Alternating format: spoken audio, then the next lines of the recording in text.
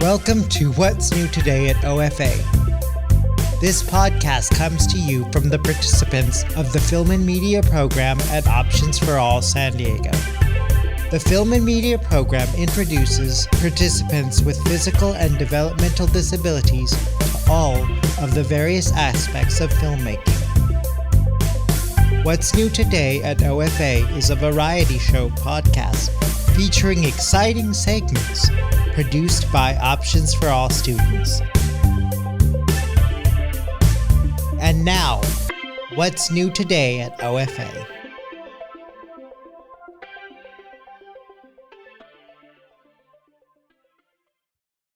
Welcome to this special episode of What's New Today at OFA, the podcast where we talk about the exciting things happening at the Options for All Film and Media Studio.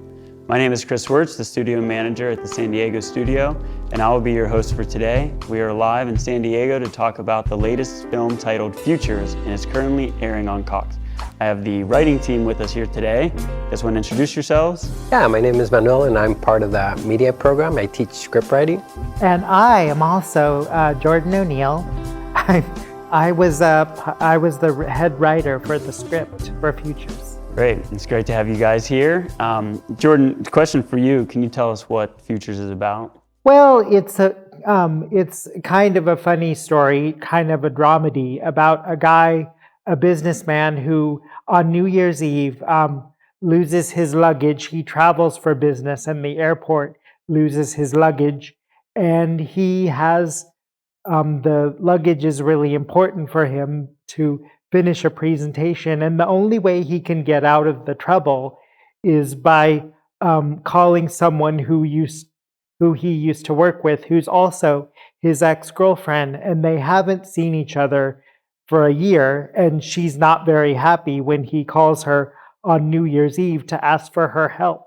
And throughout the special, we sort of see them work out their differences and wonder, will they or won't they get back together? And that's basically what it's about. Okay, and how does that tie into the title then? Well, we went through several titles, but we originally, one of the students came up with it because they said, why don't they be a company that works on futures contracts? We didn't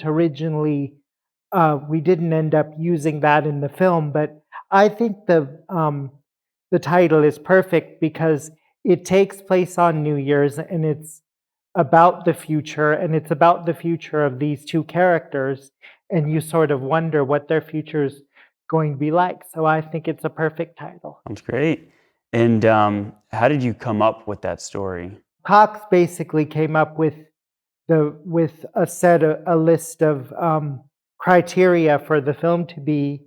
It had to deal with luggage, and it had to take place in an office, and there had to be a number of at least two characters.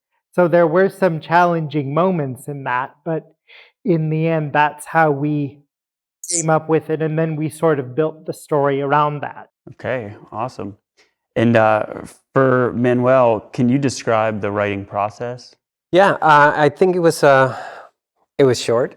That's for sure. It was a really nice process because we were doing other projects throughout the semester, and thanks to the Futures project, we were able to kind of grow as a group because we had a single objective, which is coming out with this script in the shortest time possible, and then we did it, and I think that it gave great confidence to a lot of students to actually speak up and give suggestions. So that was just great, and I don't know. I think that it was a blessing in disguise because I was I'm not gonna say irritated, but I was a little bit worried about the amount of time that we had to do this process. But I thought it was, I don't know, it surpassed my expectations. It was a really wonderful project.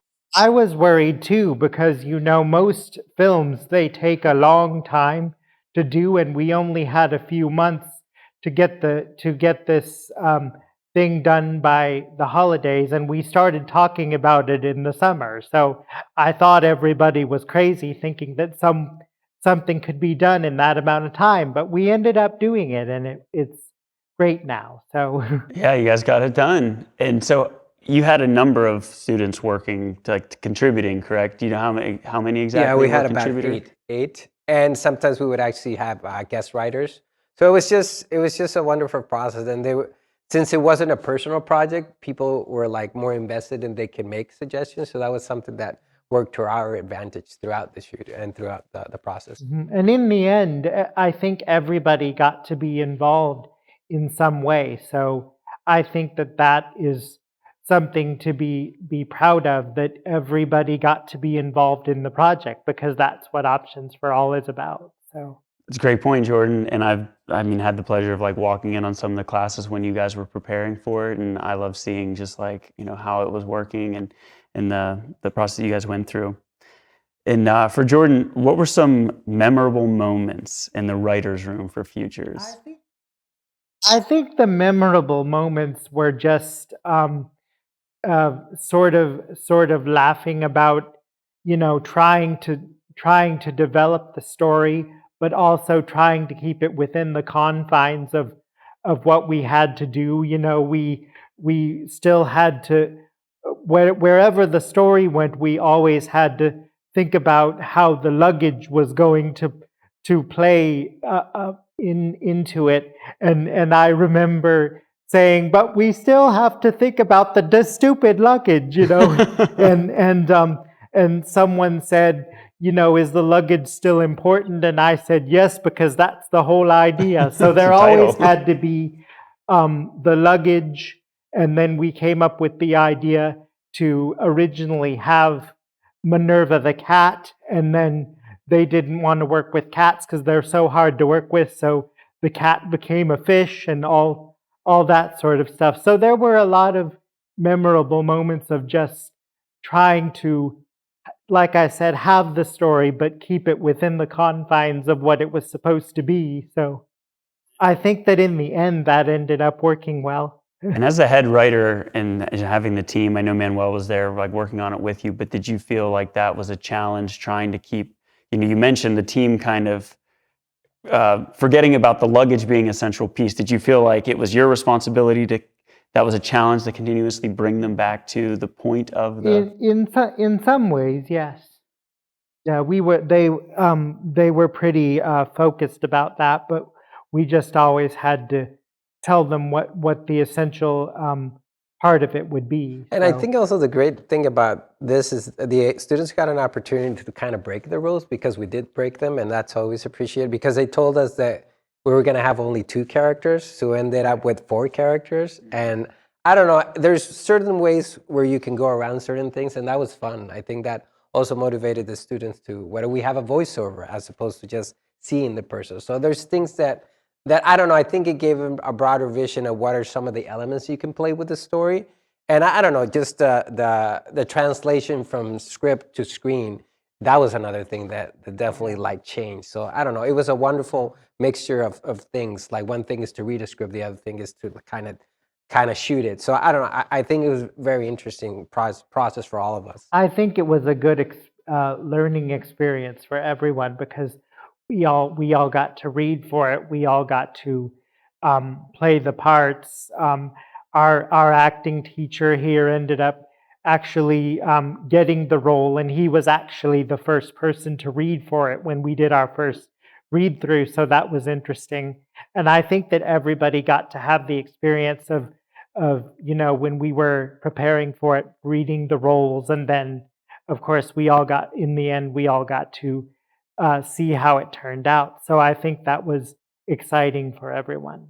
Did you get a chance to get any of it on camera before you actually went through the process of shooting it?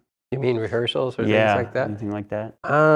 Yeah, I think that Nathaniel and Shannon did a couple of their rehearsals on their own, but Do you have any memorable moments that you can think of from the writer's room specifically? Uh, there's several, but of course my mind is gonna go somewhere else. But I think just for me, the biggest takeaway from that was just that I thought that I don't know, the rules seemed like very restrictive, but after a while they were very kind of you knew where you were going from. And I think the students, a lot of the students that weren't participating in before, they started talking and they started getting really involved. So those are the things that I actually take away from this process, because I got to listen what are some of the things that they like and dislike. And they actually were able to speak out more as opposed to when they were writing their own projects, because sometimes it feels like it's something more personal that you don't actually want to share. And I think even if it started with being like, why do we have to focus on the luggage?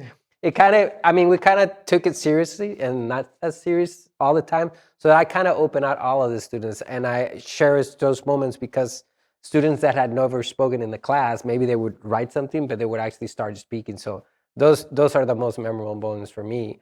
I can say other memorable moments, but not about but it was just it was looking back at it, even though it's been a year now, but it's been a very good experience for me. And then just real quick, biggest challenge faced when writing the script?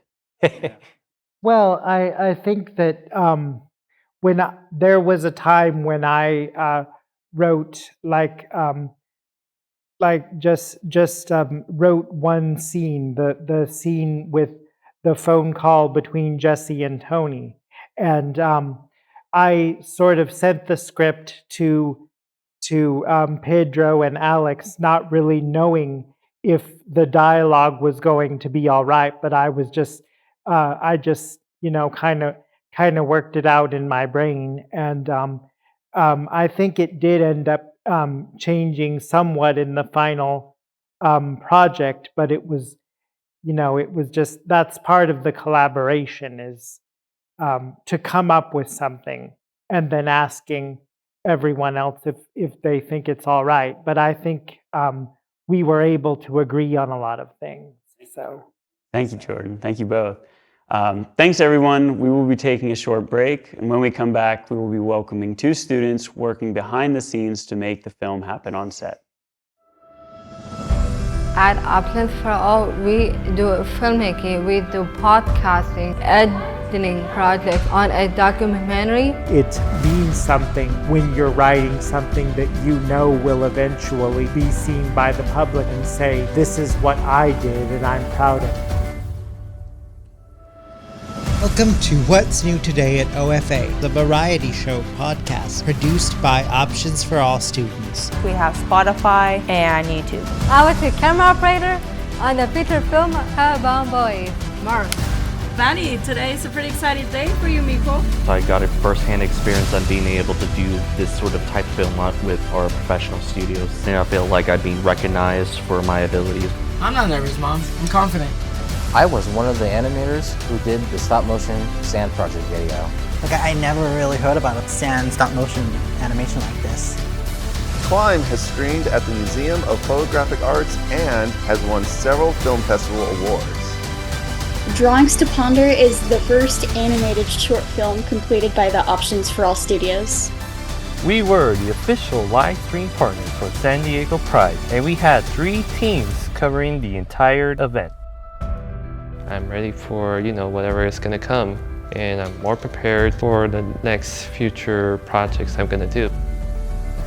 I'm the head writer on the project Lost Luggage. Lost Luggage is a TV special that's going to air on Cox. And, currently working on Inclusive. It's a podcast that's completely produced by the students. It's an opportunity for them to talk about issues that maybe don't get a lot of attention.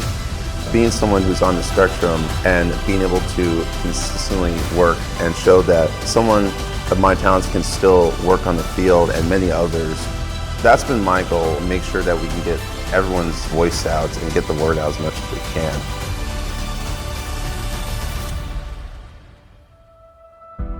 I never had that opportunity when I was working.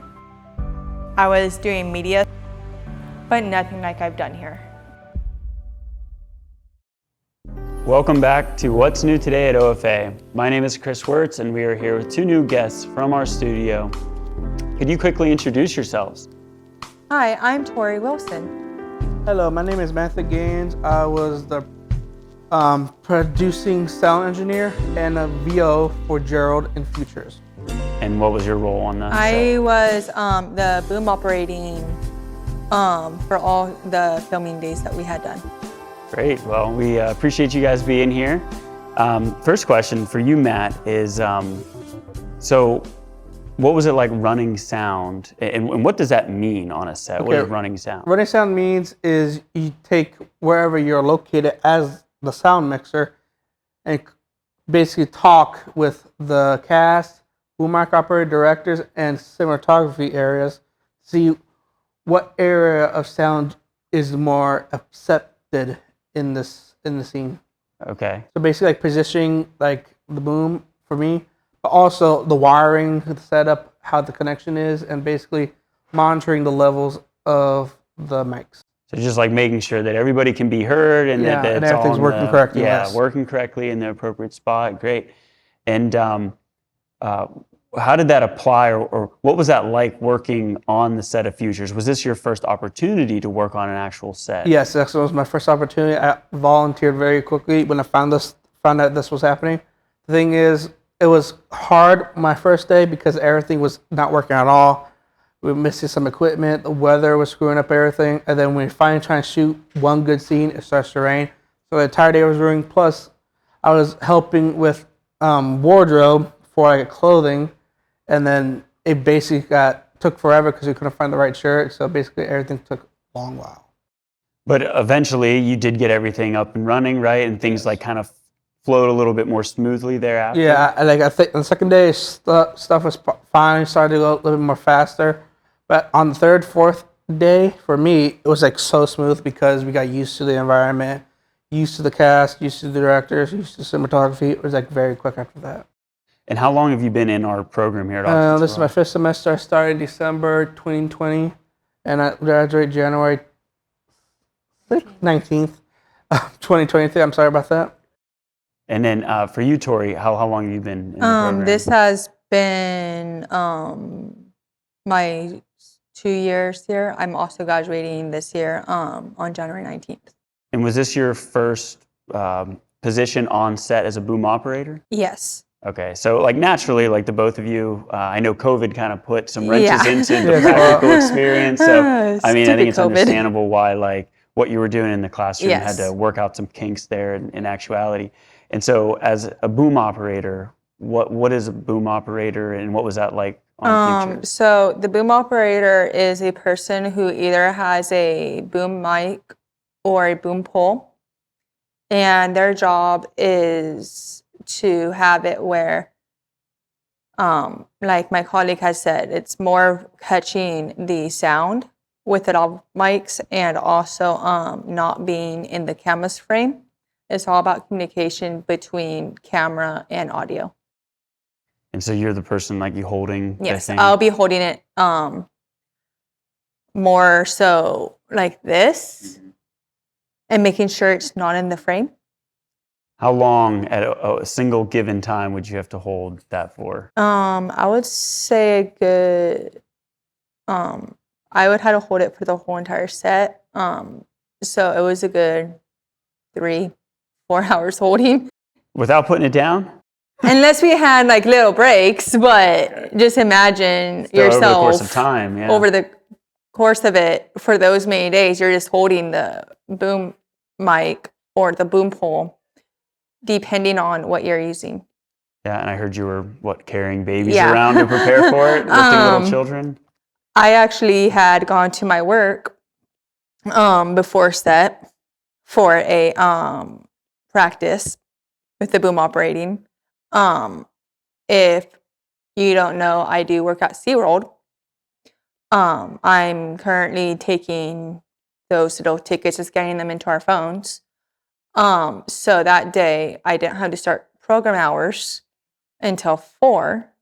So I took my roommate / brother, my mom, her neighbor, and her granddaughter, and I basically just carried her around the park until I had to go. And that helped prep you, build up the muscles. Yeah, for the moment. And then the other days, after school programs, I would just go down to our fitness court and just do little upper arm strengths, workout, and then go back home.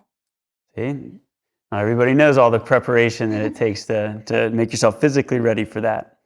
So Matt, for you, what was a memorable moment for you while on the set? For me, There's a lot of memorable moments, but mostly is, I think it was on a Wednesday. I believe it was Wednesday. We had like some like almost falling moments off the stairs. I think it was on Wednesday. You almost fell? No, boom mic operator Tori here almost fell.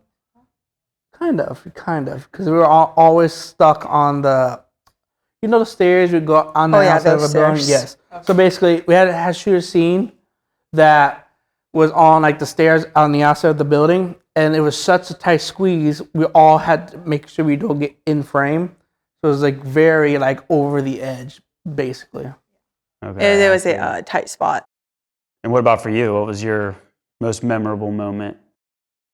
I think that would be more of an experiential, memorable moment, as far as this is my first actual short film that we're working on as a program, which I think is brilliant. I just wish I was more than what I would really hoped for because of COVID and stuff. But it was really fun. I think I would take that as a memorable moment of having the real experience in the actual film industry, of doing the boom operating, because it takes a lot of practice. I've only gotten maybe a couple of days or so with actual practice, holding the boom pole, so I know how it is versus here's a boom pole and have fun. Yeah, you got to actually practically see how that is applied onto a real set, which I guess the last question here, in the last segment, we were kind of talking a little bit with Manuel and Jordan about just it being a learning experience, which, this whole program, that's what it's about. So what have you learned from that experience of working on the set? And we can start with you, Tori. I have learned that it takes dedication for the filmmakers, and also lots of communication through the camera side and the sound.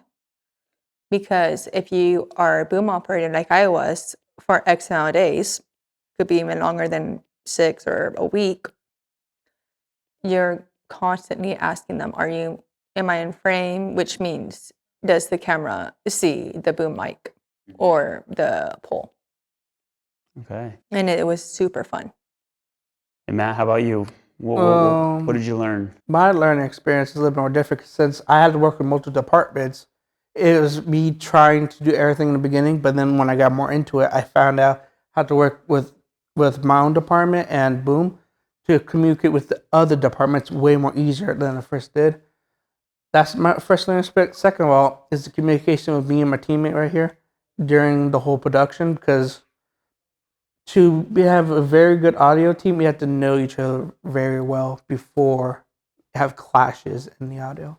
Yeah, so just your experience being here for the last 4 semesters together has definitely helped you guys gel a little bit more on the actual set.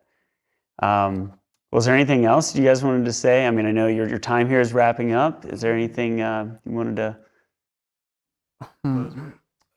Yes. The last thing I want to say is have a nice day. All right, you as well. Tori, anything from you? Like I said before, this program has shown young adults what they can do, and it has been a real experience to work on a first short film in this short time I've been here. Yeah, and it's been for me a pleasure working with both of you guys and seeing you all grow and then hopefully move on to the next stage of your lives. Yep. So thank you again, everyone. We will be taking one more break afterwards. We will come back and welcome the actors and directors of our film Futures.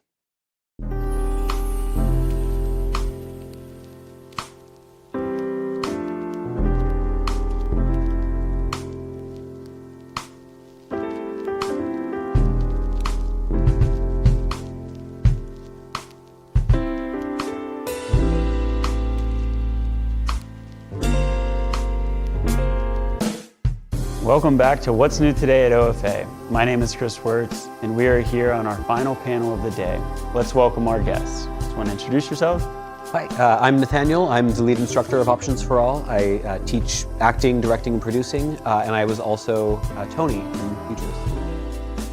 My name is Jordan Jacobo. I'm a writer, director, actor, and I played Mr. Peña in Futures. My name is Manuel, and I'm the director of the film.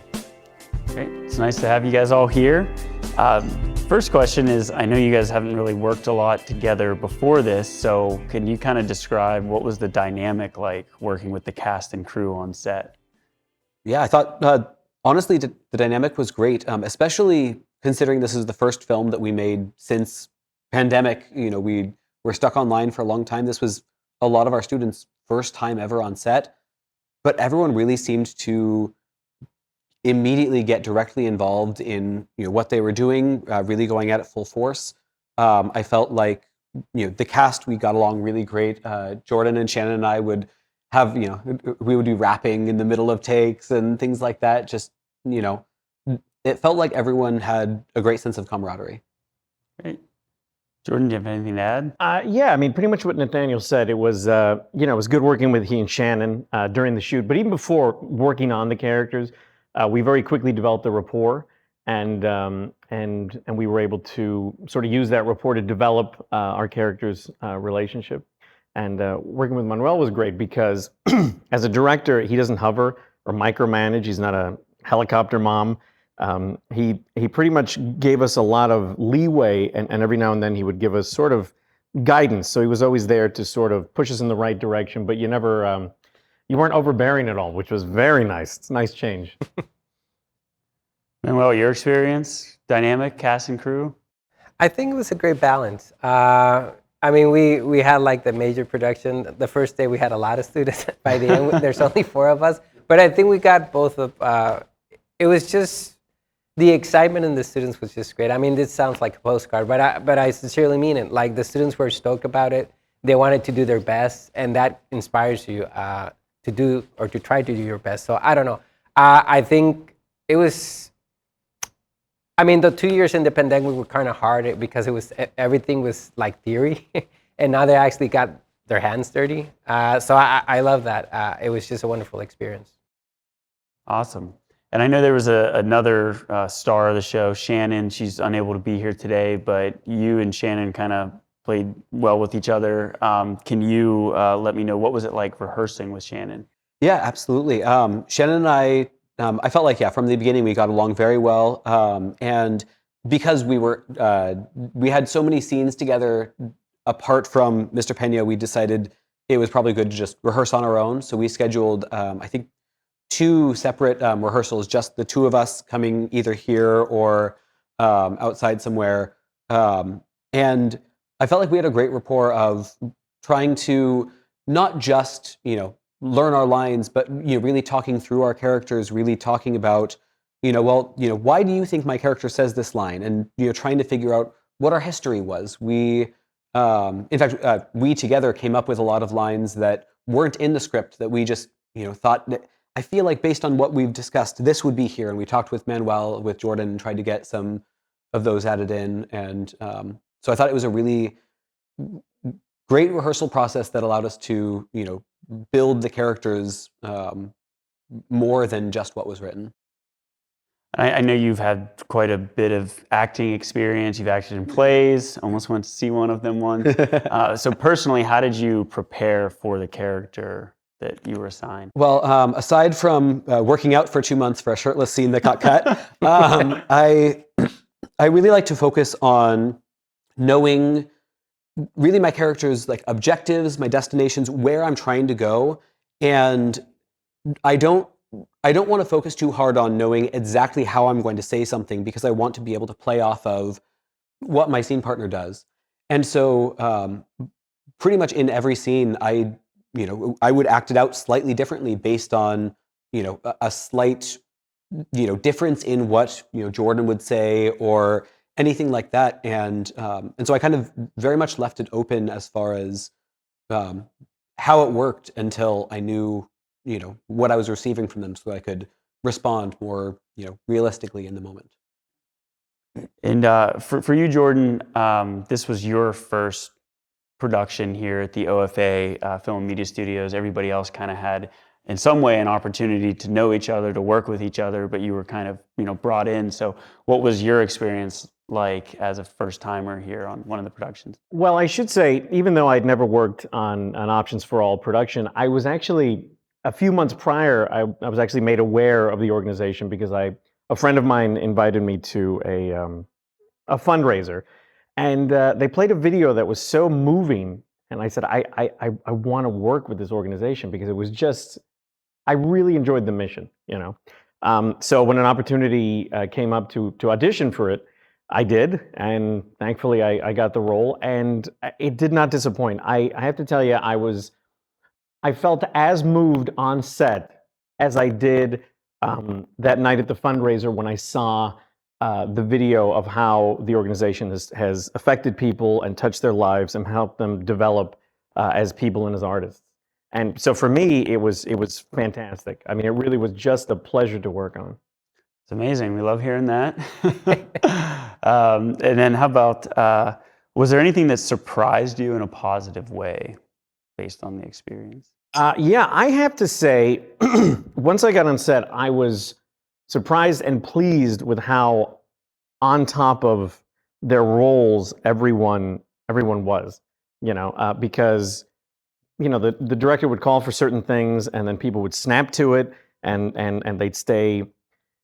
They do what they were supposed to do, but there also was very little goofing off behind, behind the scenes. And I've been on other sets and I've run some other sets, and I mean, we've all seen time wasted and we've all seen people sort of not doing what they're supposed to be doing. But on this one, I was so impressed by how on the ball everybody was. It was impressive to see, and it's nice to see that everyone not only is taking the craft seriously, but that those efforts went into what I think was a very successful few days on set. Great. And we like hearing that too. I mean, it's a testament to like just the students' focus and their desire to learn not only in the classes, but then also translate that into the real experiences, but also the instructors to kind of setting the tone and preparing them adequately for what to expect and to be on it. So appreciate that. And then for Manuel, were there any changes that you didn't expect to happen, but happened, but it kind of led to the stronger film as a result? Yeah, I mean, there was a couple of things we wanted to deal a little bit with the with fantasy, or at least where the character wanted to be, and we actually tried a couple of things at the first location that we got, and they didn't work at all. It was just horrible. But I kept that idea in mind, patted myself on the back, and then we tried to do it in the new location when we got the office. So that, I think that came out pretty good. I feel really comfortable about how we transported that into that. And there's a different type of hat that you need to wear when you're writing something as opposed to when you're directing it. So I think that was, it kind of opened my eyes, and I don't know, it was just a wonderful experience to see how you needed to make it work, and just to teach that to the students that, okay, you're having an issue, but come up with another way of solving that issue. And I don't know, there's something about just being on set that gives you a different vibe, and you're just happy to be there. And I think it translated with the rest of the students. They were just like, they're doing something. Even I don't want to disregard TA, but even if you're carrying cables, you're like being part of something, of a community. And I think that's what the company stands for. So I was somebody clapping. Hey, they love it, man. Yeah. Well, I think we've heard actually both Jordan and Manuel have kind of talked about the students. And Nathaniel, you've worked here for quite some time and have directly involved with them. What was your experience, I guess, taking a step back of just how they did, how well they were prepared, and just your overall thoughts on the way things went as it regard to them and their skills? Yeah, I think that the students, I was very pleasantly surprised by how able they were to really just get their work done, considering how little on-set experience, they were able to really use the skills that they had learned from online classes and incorporate them very well. I thought that everyone seemed to be very professional on set. Everyone that was on set, I would give a strong recommendation for them to continue working on set in other places, because they really impressed me. Awesome. And then I guess for Manuel, Nathaniel, what can you tell us about the next film that is set to be produced here? Yeah, so we've just started working on next semester's short film. It's I guess the prompt I gave to the students was that it needed to be something that showed a scene in two different ways, whether that's through a flashback, time travel, various perspectives, something like that. And so we had a pitch meeting a couple weeks ago, and the idea that we came up with was an interview with a serial killer, inspired by like Silence of the Lambs and Zodiac and some films like that. And so from there, Manuel has been working with a team of students to be the story team and actually write out what's going on. Yeah, right now we're just pitching ideas about how do we go about that, how can we be subtle, and those types of things. Right now we're thinking about having 4 people that actually are the core team for that story, and then like I said before, visiting screenwriters or visiting people that can just pitch ideas, because I think sometimes it can get stale if it's just the same person and somebody can just throw a monkey wrench. It could deflate everything, but at the same time, it could also elevate the material. So that's where we're at right now. Yeah, and I'm excited to see what it looks like to move a film through the studio. I mean, like this last one we kind of mentioned before, this Futures was very much rushed. I mean, it got done, but go ahead. But I do think that it was very helpful what Jordan said about them like having this shorthand with each other, because sometimes I would suggest things, why don't you try this, or we need this. And it wasn't like, we didn't have much time for them, like, okay, let me think about it. It was just them like being on their feet, and I really appreciate both of you just playing with it. And it was just, I don't know, I didn't have to worry about that. It was more about like the logistics, and I don't know, it was just something that when you don't have something to worry about, it just helps so much. So yeah, thank you guys. Jordan, we always have productions coming through, so I don't know, could you see yourself coming back to OFA and being on another one? Well, I got to say this, the concept that you pitched sounds fascinating to me. All right, you're the serial killer. Yeah, I'm all for it. I want to what's it called? Explore new characters, and that sounds fascinating. And I mean, what's more interesting than playing a serial killer? So I'm your guy. And I work for peanuts, so I'm all set. Well, that's all we can afford. There you go. It's a perfect match, I think.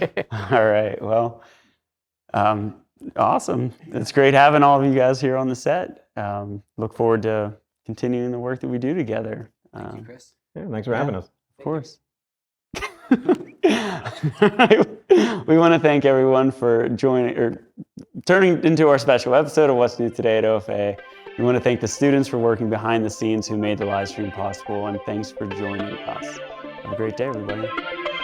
Thank you for listening to What's New Today at OFA. To learn more about the film and media program at Options for All, please visit optionsforall.org. And remember, you have options too.